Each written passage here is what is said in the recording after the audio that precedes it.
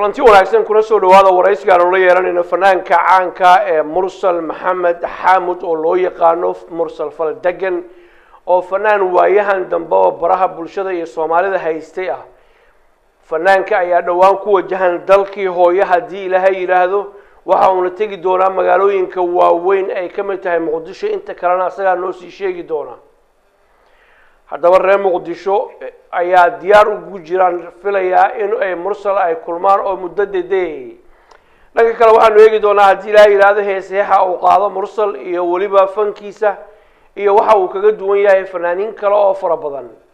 dad fara badan ayaa amaana oo yiraahdo fankiisa waa jecelnahay waa qof ka duwan dadka kale meesha dad kale ay fankiisa eedeeyaan oo ay dhaliilo u soo jeedaan. intaba waanu eegi doonaa iyo mustaqbalka dhow ee kan fog Mursal waxa uu doonayo inuu sameeyo. Mursal aaba kaliya ma aha balse waxa farxad leh Allah u barakeeyo waa awoow Soomaaliyeed weeye. marka Mursal marka wajigiisa aragtaan waa dhalin yar yahay laakiin odaga sir baa u qarsoon Ilaahay baana siiyay hadiyada qaaliga waana u hambalyeynaa. Mursal Maxamed Xaamud Faldagan soo dhawo way maqashaa Mareyna waa si fiican ku maqlaa waa dhawahay walaalkay in waa idin wada salaamaya dadweynaha Soomaaliyeed meel walba iga daawanayaan dunida dacaladeeda aad baan u salaamaya waxaan leeyahay soo dhawaada adigana soo dhawaaw in maanta waxaan insha Allah taala aan jecelnahay in tafaasiil yar ka bixino warbixinteena ku saabsan arrimaheena oo dhinacyo badan kala taabanaya soo dhawaaw. waa gartay sida aan xog ku hayo qoyskiina reer Maxamed Xaamud ma ay ahayn dad heesa ama fankii suugaanta adun baa kaga biiray maxaad kaga duwan tahay bal isleedahay oo kasbay inaad maaragtay dhaqankii reerkii hareer martii oo fanaan aan noqotay Mursalow. waa su'aal aad u muhiim ah waadna ku mahadsantahay su'aashaas weydiinteeda maxaa yeelay in family walbaba in qoyska in qof walbaba meel buu profession buu sameystaa mustaqbal buu yeeshaa in shaqo oo sameystaa marka waxaan mustaqbalkayga ku haagay xagga in fanki suugaanta aan xaggayga markaan ka hadlo marka waxaan jecleystay noqotay waxaan inaan ka soo bixi karaan u dareemay noqotay in saas la adigeed ayaan waxaan ku sameeyay in aan wax sameyn kara markaan dareemay ayaan hor u socod ku sameeyay marka waxaanan jeclahay inaan heer sare ka sii gaaro intaan ka gaarin waa ka gaaray intii macquul ahna inaan hor ugu socdaan ayaan jeclahay. وهاجا لبدي كون يصدح طبعاً مركي هالرئيسي وهاس قاضي هدي على الخلدمين هاس تاسنا نفط هذا آيات كوعسونتي وهذيك آيات كو أماني إن أرنتاس باللغة يرى نعمر كهرة. إن وسؤال صح إن محايلي إن قف وليبا وحبو وحكا باللعبة مركورة با فانك مركا سوق لا وهستي يجوه الرئيسي سيدا عن جعلهاي مركا إن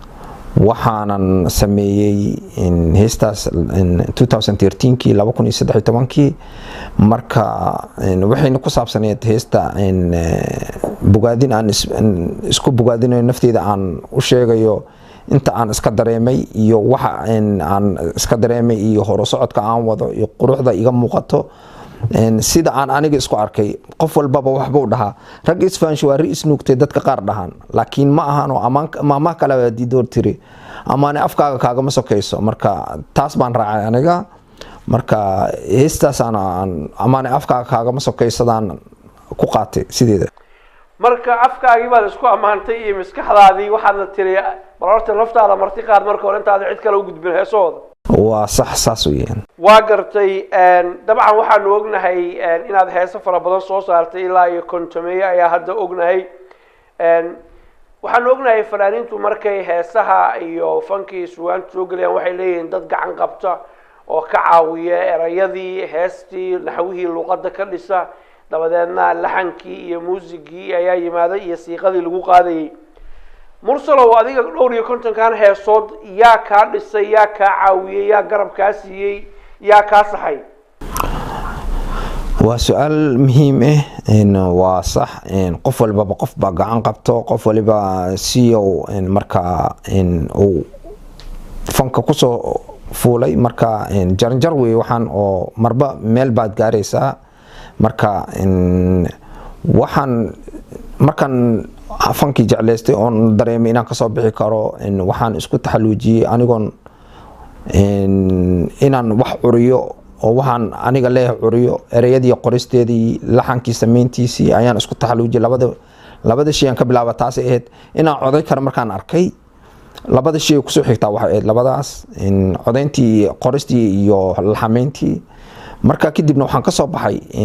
heer muhiim ah oo aan aada ugu faraxsanahay marka intaanan mursalo u gudbinin heerkaas iyo farxadaas aad sheegaysid waxaan rabnaa inaan ogaano anigu weligay iminka hees inaan qaadano iskuma daynin laxan inaan saarano warkeeda badaa waxaan moodaya laxanku inuu u baahan yahay khibrad iyo dad yaqaana naaxiyadda iyo nidaamka waxaana isugu dubadhacayaan oo markaas looga dambeeyo waxaan xasuustaa ogahay aan idhaahdee fanaaniinta hore waaweyn oo kale waxaa laga yaabaa bilo iyo sanad inay la raadiyaan qofkii heestaan laxanka saari lahaa adigu xaggeed kala soo baxday durba waa su-aal saxan oo jawaab u baahan jawaabteedana waa tanaa wallaahi horta waxaa jirto heesta markaad laxameynaysaa marka hore waqti way kugu qaadanaysaa inaad laxameysid marmarka qaar waxay kugu qaadanaysaa waqti aad u badan marmarka qaarna 5 daqiiqo wax ka yar ay kugu qaadanaysaa heesta marmarka qaarna waxaa laga yaabaa inay dhowr bilood sanad ila mid wax la mid kugu qaadato maxaa yeelay waa inaad ka fikirtaa meesha ay ku gudboontaa laxankii laxana oo keen dhawaaqan waa keen si duwan nooc cusub naqshad cusub wax la dhici karo adiga nafsadaada ay ku qanacdo markaas kadibna dadka inay ku qanci karaan aad dareentid marka waa gartay marka laxameynta waa wax muhiim ah waana maxaa waaye waxa kaliyo heesta macayn karo sida aan dareensanahay marka labaadna ereyada waa muhiim ayagana waa muhiimada labaad waa on isku xiran wax walba wax ka maarmaan male labada gacmood ma kala maarmaan marka shay wada qaadaan miisaankooda oo dhilitirmaa marka waxa waaye wixii oo dhan kala ma maarmaan muusiga lagama maarmo ereyadii lagama maarmo laxankiina lagama maarmo marka waxaan isku taxaluujiyey xitaa ina heer muusig aan barto inkastoo hadda aan bartay in badan ay ii dhiman tahay marka adduunka waa badweyn lamana gaaro marka muusiga xitaa hadda waa tumaa piyaanada waan tumaa gitaarka waa ii bilaaban yahay waa ku socdaa marka insha Allah taala music producerka waxaan la dhahayo oo software-rada lagu sameynayo muusiga waa ku dhex jira asigana marka insha Allah taala waxaan jecelnahay inaan heer fiican ka sii gaarno oo dalkeenni iyo luqadeenni iyo kor aan u qaadno intaan ka gaarsiin karno annaga oo karankeena ah waa gartay waxaan rabaa inaan heesahaaga u guda galno laakiin intaan heesaha u guda galnin aan wax ka weydiiyo safar weyn ilaahba weyn oo waaxid ah ayaa kugu soo wajahan sanadkan soo socda 2021 caasimadda qaranka Soomaaliya rabta inaad tagtid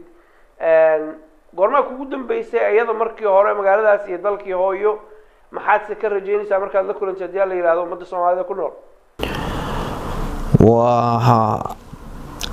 سؤال في عن محيلي إن وقت بدن ودن كواكسو مغانهاي مدقاري 20 سنة أو بوره marka haddana waxaan jeclahay inaan wadankii gaaro oo aan masraxiyada ka soo muuqdo xagga fanka gaar ahaan marka waxaan jeclahay dadka waxaan leeyahay Soomaaliyeed meel walba joogan gaar ahaan magaalooyinka waaweyn ee Soomaaliya inaan tagaan jeclahay intay noqotaba marka waxaan ka bilaabi rabaa Muqdisho caasimadeeni Soomaaliya marka meesha ugu horeysan ka dagay meeshaas waxaana baxaya insha Allah taala adiga dhowr bilood kadib adiga hadda ticket-ku ay jarayaan marka waa bixitaankeygan wuxuu ku aadan yahay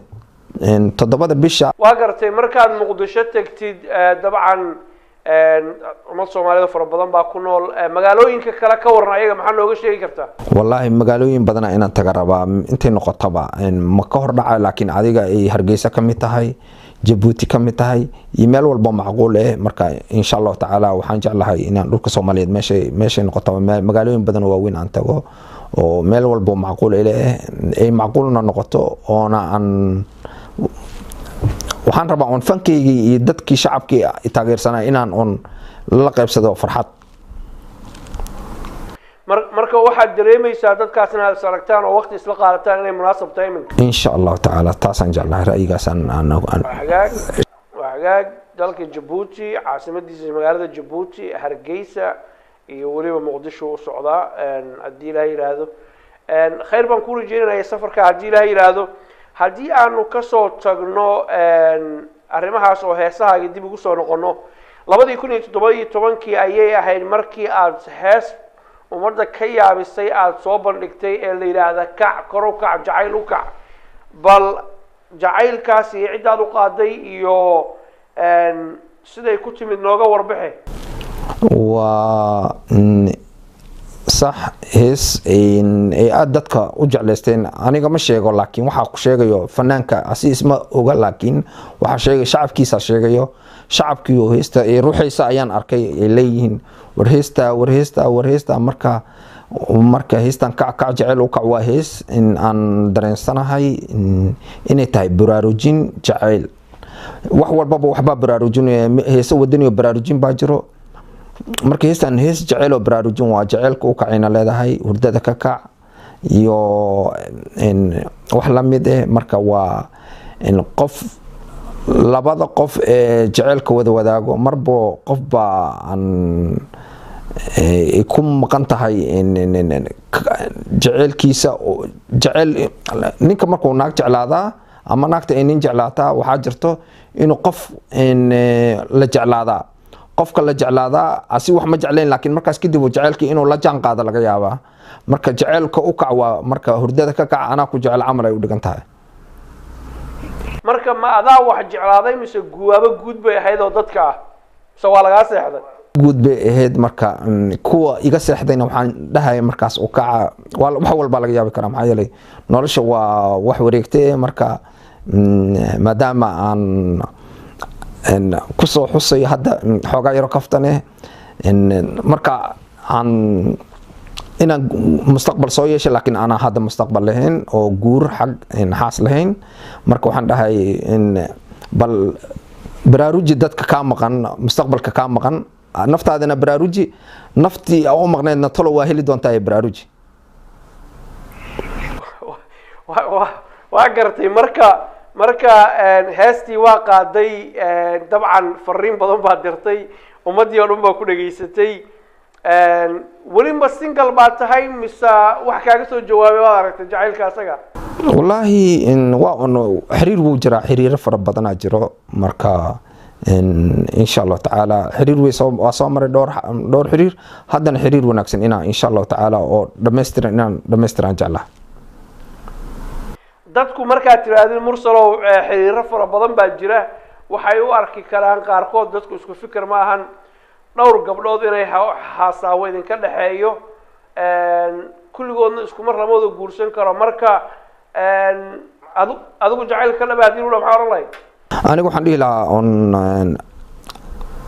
haasaawo markaan samaynayo ama xiriir aan samaynayo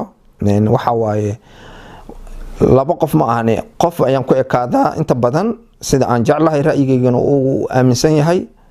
marka kadibna qofka haddaan isfahanana waa wada dhammaystirana haddaan isfahmi waynana qofkii kale aan isfahano ayaan la jaan qaadaa laakiin inaan isku dhex furo ma jecli xiriir badan aan dadka qofka saas inimihi waa gartay waxaan malaynayaa daawadayaashu inay jawaabtaadaas waafiga ay ka qanceen haddii aanu jacaylka la yaro la joogno mursalow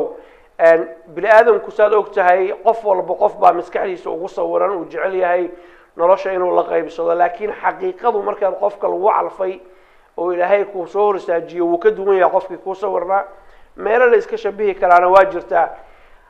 gabdhaha Soomaaliyeed waxaan ognahay gabdhaha ugu sharafta iyo karaamada badan way ummadda ilaahay uu abuuray hooyooyinkeen gabdhaheennii xaasaskeenii ubadkeenii weeyaan awoowa tahay Allah ku karaameeyo ku sharfo mar kale iyo mar labaadba gabar noocee ah ayay mursal jacaylkiisa la jaan qaadi kartaan isleedahay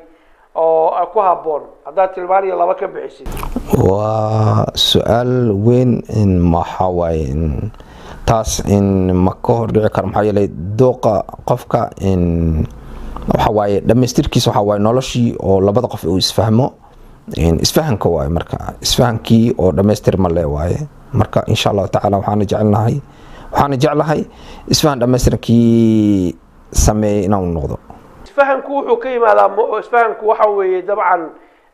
waa wixii lagu wada heshiiyo la isku qanco laakiin muuqaal baa maskaxdaada ama humaag baa ku jira Soomaaliya gabar dheer gabar gaaban gabar dhexaad wax noocaas waa su'aal sax waa su'aal adag laakiin dib ma laha waa fududahay haddana wax walba la fududay way fudud yihiin wax walba la adkeyn waa adag yihiin waxaan jeclahay aniga dooqaygana gabadha haddii iga dheertaa horta ani dooqayga ma aha gabar dheer oo qurxan way jirtaa quruxda gaabniin iyo dherarba way ku jirtaa laakiin ani oon wax yar ha iga gaabnaata ama ha ila ekaato ugu badnaan ta dheer way qurxan tahay quruxdeeda kii ku qancaayo asigii u taallaa laakiin aniga waxaan ku qancaa mid ila eg ama mid iga gaaban dooqa bini'aadanka dooqa dunida maadaama uu saas u badan yahay sidaan arkay inta badanba marka saasaan aniga dooqayga gartay waa nin iyo dooqiisa carafkuna waa meeshiisa waxaan ku rajeynaynaa qaybtaas daanu ka baxno bashbash iyo barwaaqo iyo guur kale oo wanaagsan iyo ubad kale oo khayr qaba iyo farxadina ku noolaataan waa hagaag heesahaaga markaan u soo guda galno mursalow waxa dhacda dadka qaarkood inay leeyihiin waa heese ka duwan heesaha kale dadku ay qaadaan maxaad is leedahay way ka duwan yihiin ay ku leeyihiin sax waaye waxa weeyaan waa ra'yi sax maxaa yeelay qof waliba sibuu wax u sameeyaa anigoo heesihii Soomaaliga arkaayo oo qadka xuduudkiina aan dhaafin ayaan waxaan isku taxaluujiyay waxaan ku hagay waxaan la dhahay laxanka ayaan waxaan sameynay laxanka marka waxaan sameeyay habkan wuxuu sameynay markaan arkay hab Soomaalida ka duwan una eg shaabaho dhinac walbana ka shaabaho markuu noqday ayaan waxaan dhahay sida kuwa dad way ku qurxantahay way ku wanaagsan tahay kuwa maadaama muusigana la raad raaco habka la xameynta oo qofku u saaray ayaa la raad raacaya marka wax laxan ka saarayo heesaha dhan aniga ayay ahaayeen shakhsiyadeeda ahayd marka ereyadii wixii markaan qoray wixii dhan marka israaceen waxaan qabsaday way gooni laakiin haddana shaabaho habfaneedkii fan raacistii Soomaalida ahaa marka meelna aan ugu bixin ayaan ku socday wadadii marka waana ku guuleystay sidaan dareemay inaan ku sii socdana waa jeclahay maadaama waa gartay mursal su'aasheedu waxay ahayd dadku qaarkood waxay leeyihiin heesihiisu waa ka duwan yihiin heesaha caadiga ee Soomaalida ay taqaano misaal haddaan ku siiyo dadkii hore heesi jiray oo kale haddaanu dib ugu noqono Allah u raxmade qalin loo kale haddaanu fiirino iyo heestiisii ubaxoo dilaacay dawadii nafteeda ay dumartan haweentan ka doortay buu leeyahay qaybaha dambana wuxuu leeyahay darmaantan jeclaayay heedho waa ku dirayaa degmadan ku gaarsiin waa lagu dabaaldegin durbaana lagu timin adiga heesahaagu noocaas way ka duwan yihiin ma sax way ka duwan yihiin marka dadku maxay ku leeyihiin waa uga duwan yihiin baa islaada walaal way ku duwan yihiin nooc oo laxan ku dhacayo ereyada waa ereyadii waa qofba ereyada sidoo waa lifo laakiin wixii ugu duwan yihiin maxaa yeelay wax walba cusub aan keensaday aniga aan la imaaday heestaasna waa hees sidoo kale laakiin waxa waaye heestaas waxay ahayd habraac Soomaaliyeed hore jiray marka habraaciyaan anigoo daba socdo ayaan gees ugu beeray marka kanne waa sidiisii heesaha badana Soomaalida waa wada fiican yihiin waan ku faanaa waxaan ku daydan waa ayaga waxaan wax ka keenayn waa ayaga laakiin waxay ku kala duwan yihiin heesaygo dhan waa nooc kale shabahan oo haddana fankii Soomaaliyeed raad raaciisii oo la socdo marka waxaad dareemaysaa heesayga inay naqshad kale oo sida heesaha magac bay u leeyihiin reege waxyaalo kala duwan magacyo kala duwan ay leeyihiin wax saas camal waaye haddana waxaan dhahay ku soco wadada ku socotid waa wada macquul marka saas ayaan ku socday marka fanaaniinta waaweyneed ee Soomaaliyeed waaweyn ee Soomaalida iminka wali nool oo joogta qaar aad la xiriirtay oo aad la sheekaysatay oo ku tiri war waxaan ila fiirshaa see u aragtaan oo ra'yi ka siiyay ma jiraan maxaa yeelay waxaan saas ku leeyahay haddii aysan jirinin dad macallimiin oo ku gacan qabta hadday ahaan lahayd fanka hadday ahaan lahayd wax kaloo laga shaqeeyo hadday ahaan lahayd saxaafadda wax kasta oo laga shaqeeya dadkii kaaga soo horreeyay haddaysan ku gacan qabanin mararka qaarkood dhibaatooyin baa lagala kulmaa marka ma jiraan dad aada la xiriirtay oo aada la tashatay fanaaniin soomaaliyada is aragnay way jirtaa fanaaniinta waaweynad qaar ka mida laakiin inkasta hataan fanaaniin badan aan la kulmay waxaan dhihi karaa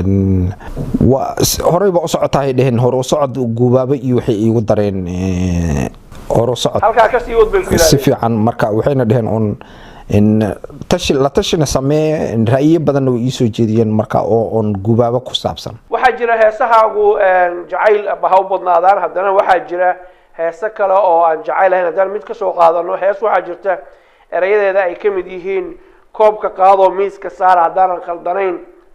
sports baa heesta umalayna marka heestaas waa maxaa waaye hees tartan ah oo ku saabsan daansiga iyo ciyaaraha iyo wax la mid ah marka waxaa waaye laba qof oo ciyaarayso ama daansiga ciyaaraysa iyo wax la mid ah marka hala baashaala camal ay u dhigantay waa gartay erayadeedii maxaa ka xasuustaa iminka noogu luuqadayn kartaa insha allah waa tana soo dhowow koobkii daansiga kor saaran miiskee koobkii kuma badinhe keebaa laga badin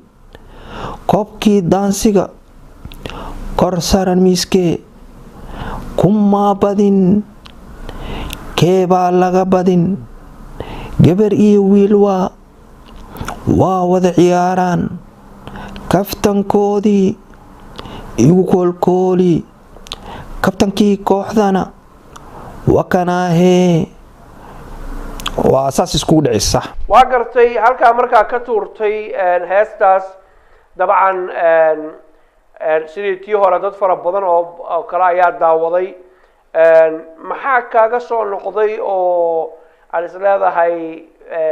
wanaag iyo xumaan bay wax walba leeyihiin feedback ahaana maxay dadku ku lahaayeen badankooda markaad fiiriso wallaahi heestaas waa heesaha aan jeclahay heesaha ugu fiican inay ku jirtaan aaminsanaha qof walba dooqu leeyahay laakiin dhaqanka soomaaliyeed waxaa waaye un ani tartan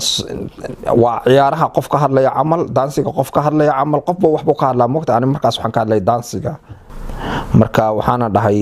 waa ku guulaystaas dhahay marka dad badanna way daawadeen heestaas marka inkasteeto ay dadka ay su-aal ka keeneen qaarkood ay leeyihiin commentiga iyo waxyaalaha inta badan ma fiiriyo laakiin marmarka qaar markaa fiiriyo heestaas way igu soo noqnoqotay marka heesaha ay ugu fiicanna way ku jirtaa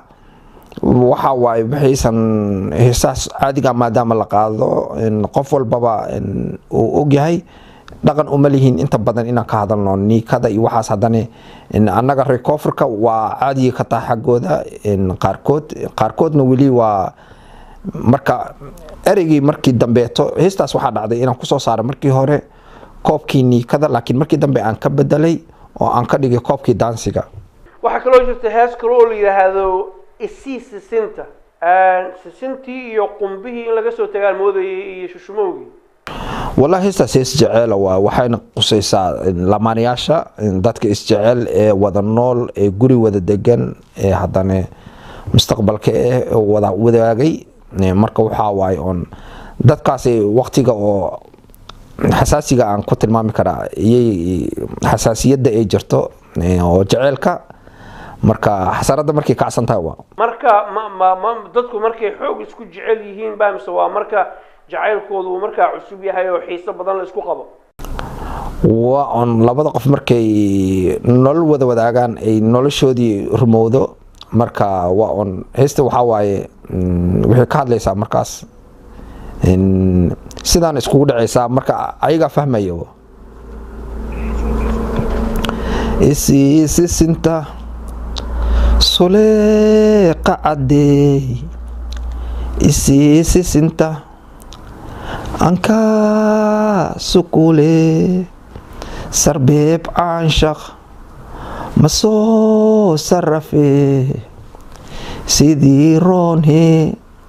sariir saarwaa sahal badana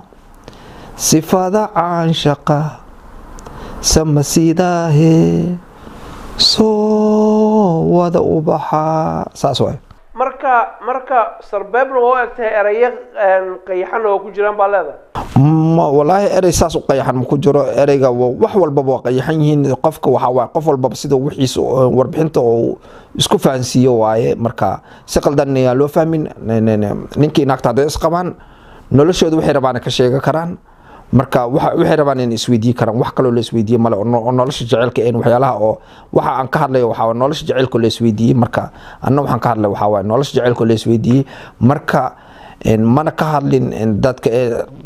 hadalka hadba sidii loo dhigo waa dhanka xun ma u jeedin aan dhanka fiican ka fiirshay oo ah ninkii naagta isqabo noloshooda jaceylka sidii wax isku weydiistaan waa gartay nina si uu yiri nina si u qaaday adigu wanaag baa loo jeeday saa sheegtay waa fahmay waxa kaloo jirtay hees kale oo la yiraahdo kurba jacayl ha sax iiga warbixi bal kurba jacayl maxay ku timid fahankayga suugaanto iyo hal abuurku waxa weeye wuxuu marna qiso dhacwa oo dhacday baa laga alifaa marna dareen bay wuxuu ku yimaadaan iyo humaag marka adigu maxaad ka aliftay kurba jacayl waa on heestaas waa hees qiyaali wax dhacay laakiin wax dhici kara amalan ka sameeyay waxaana waayoon kurba jaceela i hayse kaalay ila kolkooli marka waxa waaye on waxay anigo waxaan ula jeedadaytaa qof oo jecel hayo qof kale jecel qofkii jecel inuu ogeysiiyo rabo ra'yigiisa kurba jecel ay hayse kaalay ila kolkooli marka qofkii kale u yeeraysa kalan ogeysiinaya ra'yigayga waa gartay waxa kaloo jirta hees kale oo aad maaragtay sidii duca oo kala ah oo inuu ilaahay ducada ka aqbalo oo iimaanku siiyo ku saabsan iga yeel la yiraahdo ayada iiga warman waa sax heestaasna way jirtaa heesa badanaa jiro marka waxaan dhahayaa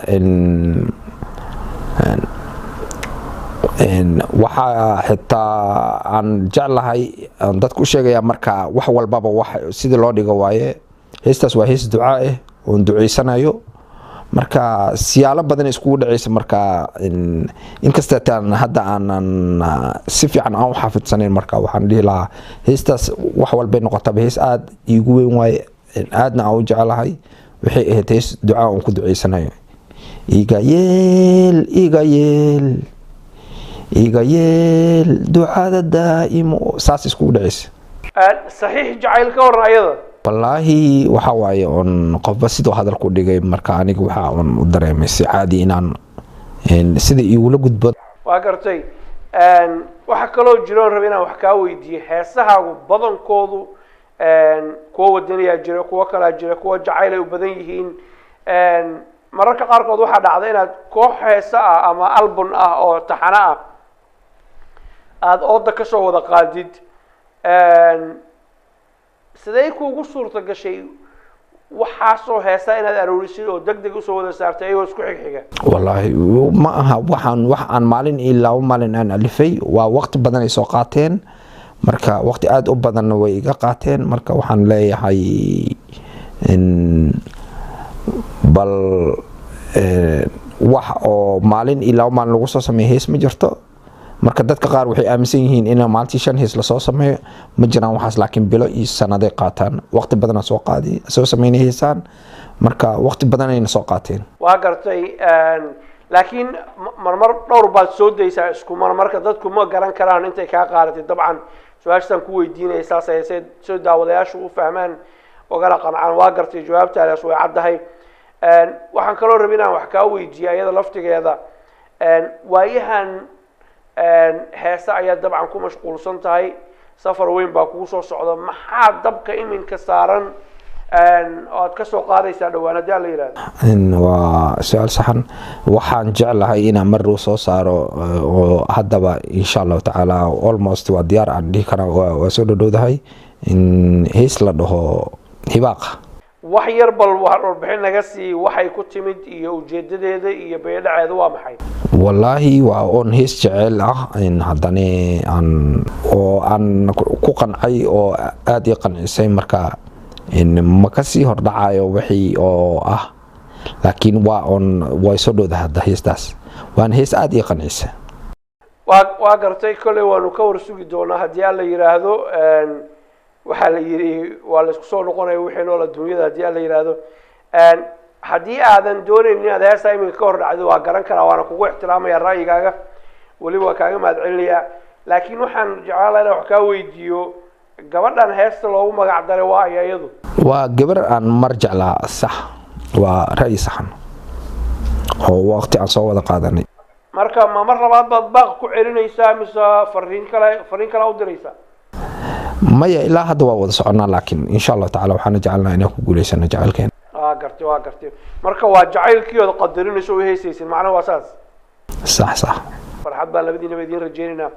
waagaag mursalow gabagabadii iyo gunaanadkii waanu ku sii soconaa haddii aan la yiraahdo waxaan rabay inaan wax kaa weydiiyo adigu 2017 baa si official ah ama aad fankaaga soo bandhigtay oo hana qaaday fanaaniin fara badan baa fanka kasii baxaya oo kaaga sii horeeya adiga kuwa ciiddaa leegna way soo gelayaan maalin walba waa maxay marka hore aragtidaada dadkaa ka baxay see u aragtaa maxaad se ku oran lahay haddii ay ku dhahaan ila talay qof walba dooqu leeyahay dooqiisana waxa waaye xubbi baa jiro xubbigiisa qofka aniga meel ka arkaa nina si u qaaday allahay marka waxaan dhihi lahaa fanaaniinta Soomaaliyeed fanka ka baxayo waa qofka iyo asiga laakiin aniga ra'yi ahaan haddii waxaan dhihi lahaa haddii si qaldan wax lagaaga dhaadhacsiiyey si saxan waxaa waaye aniga ila saxan yahay waa maxaa waaye waa hidii dhaqankeeni oon dhiirigelinayno oo kor u qaadayno marka ina fankeena la dayaca ma qabo laakiin waxaan jeclaa ina fankeena kor loo sii qaado ku soo galayna waxaan leeyahay soo dhaweynaya waxaan leeyahay hore ugu socda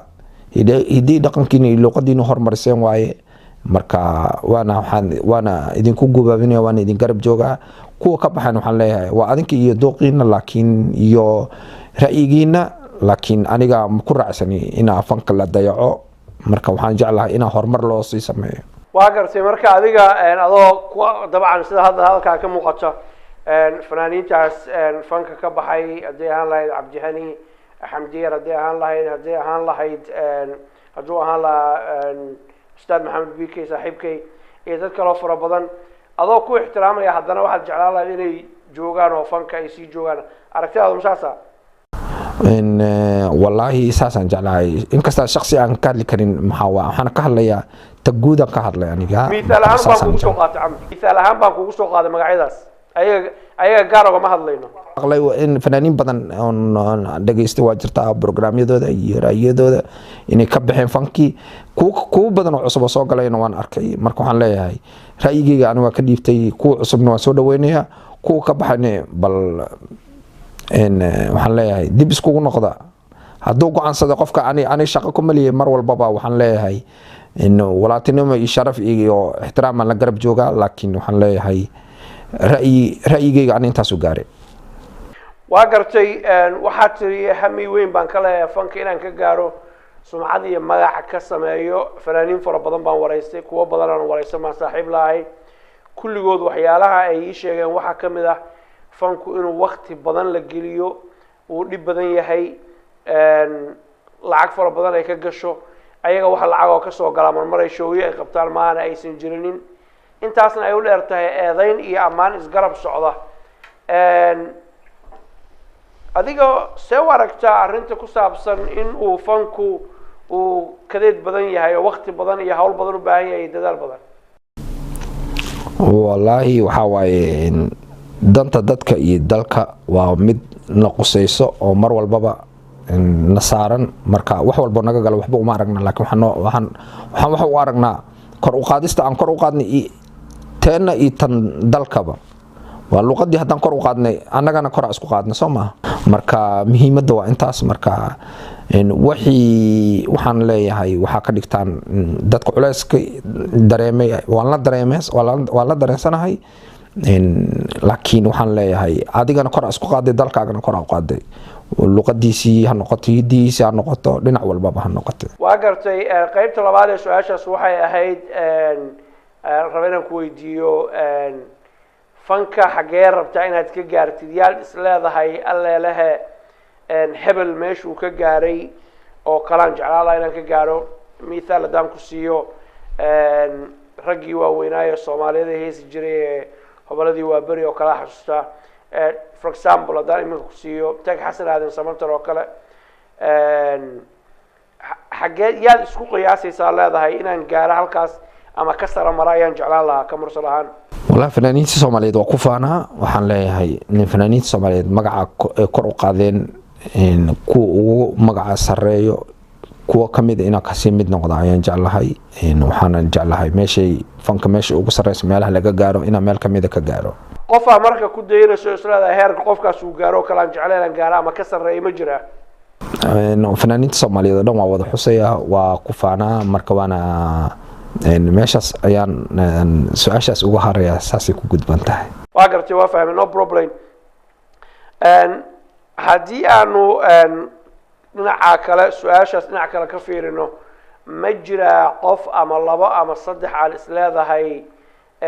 heesahooda waa dhagaysataa oo waa dadaa ku dayatidoo maxaa la yidhaahdaa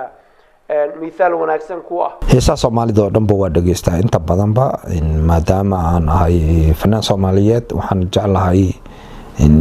fanka Soomaalida oo ku faana maxaa yeelay horumarka waa on la wada qaybsadaa waa on dhinac u kaayme dhinaciisa kala ka haya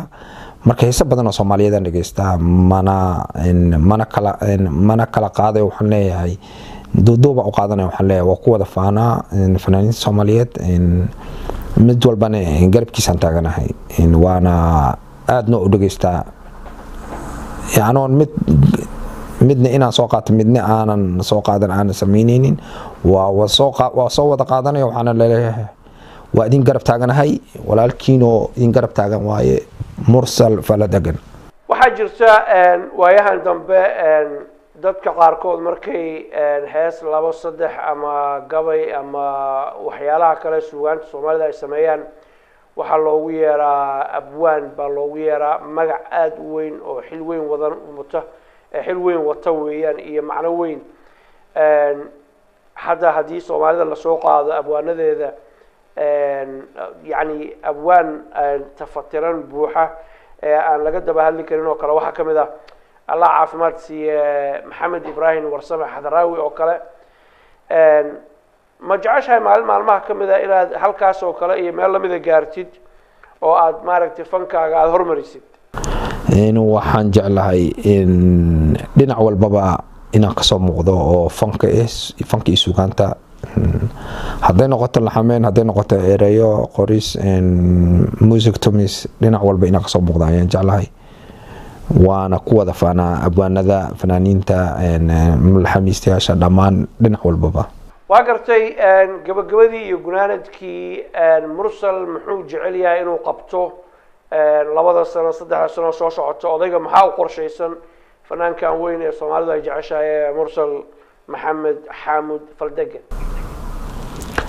والله waxaan jeclahay inaan wax ku soo kordhiyo fanka Soomaaliyeed inta ku soo kordhi karo karankeyga intuu gaaro dad mithaal nasiisid mid iyo laba maxay noqon lahayd baa isla kordhintaas muhiimadu ah inaan fankeyga kor u sii qaado barashada gitaarka ku dhex jiro iyo organka garaacistiisa oo aan sii kordhinayo xagga instrumentiga iska dhisi rabaa si fiican iskaga dhisi rabaa markaan dib waxa ugu soo aad inaan ugu qaado aan jeclahay dhanka fankeyga kaleeta ee aan hore u watay hadda in badan waxaan culays ka soo saaray instrumentiga waxaan la dhahay qalabka lagu tumo muusiga fanka waa gartay bulshada Soomaaliyeed ku daawanaysa maxaad uga tagaysaa haddii aan ku siiyo oo baaqa u diraysaa haddaan ku siiyo adiga kelimada ugu dambaysa bulshada Soomaaliyeed waxaan leeyahay kal ilaab ayaan u salaamayaa waxaan leeyahay kulanka waxaan idin rajaynayaa inaan idinku soo wajahanahay reer Soomaaliya meel walba noqoto geeska Afrika inaana waqti fiican inaan idin la qaato inaan idinku soo socdo farxad iyo damaashada inaan wada qaadano inaan idinku soo wajahanahay bal insha Allah taala diyaar garoobo isla socod wanaagsan marka waxaad leedahay mursal waa diyaar idinku diyaar garooba waxay joogtaa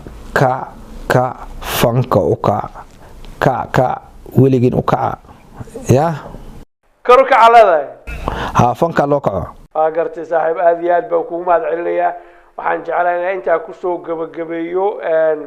waxaan kaaga mahad celinayaa waqtigaaga iyo walaaltinimadaada iyo sida quruxda badan ee aad noo soo dhaweysay Allah ku cizeeyo Allah ku sharfo aad baa u mahadsan tahay daawadayaalkaasi wuxuu ahaa fanaanka weyn ee Soomaaliyeed mursal maxamed xaamud mursal faldegan oo asagoo jooga Belgium ii waramayay in badan idinku aad nagu tiraahdeen mursal baan rabnaa inaan maaragtay mar su'aal noo weydiisid fanaaniin kale oo fara badan ayaad noo soo qorteen laakiin midba maalin baan kaga dhacaynaa noo dulqaatay kulligiina waa idin mahad celinaynaa sidoo kale studio halkan waxa ay la joogaan jecel inaan u mahad celiyo wariye Cabdifataax Cali Shirwac oo asagoo barnaamijkan duubayay waxaan kaloo jecelahay inaan u mahad celiyo si hagar la'aan ah Ibrahim Ciise Maxamed Ibrahim Romeo oo YouTuber weyn ah oo barnaamijkan faldegan dhinaca kale ka duubayay waxaan ka codsanayaa dhammaantiin Ibrahim Romeo YouTube-kiisa inaad ku yaacdaan ilaa YouTube-ka uu yiraahdo war ninkan intaan ummada xagga uu ka keenay uu yaabo ninka dhalinyaro ah sharaf badan karti badan walaal ah oo dadaal badan weeye waana dadka aan ku faano YouTube-kiisana waxaan ka mid ah dadka u horeeyo ku xiran aad buu mahadsan yahay asaguna intaas ayaan ku soo gabagabeynayaa